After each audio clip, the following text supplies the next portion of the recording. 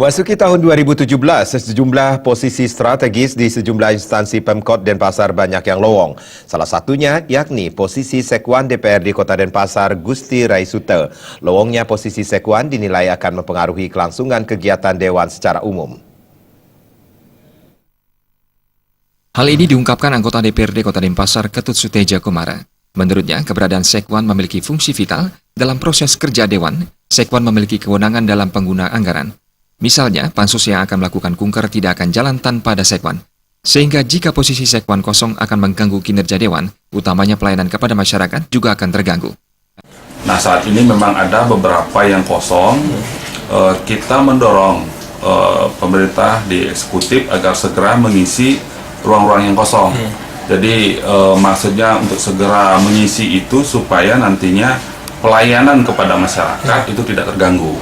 Nah, tentunya mengikuti aturan dan mekanisme yang ada. Suteja Kumara mengharapkan kepada eksekutif untuk segera mencari posisi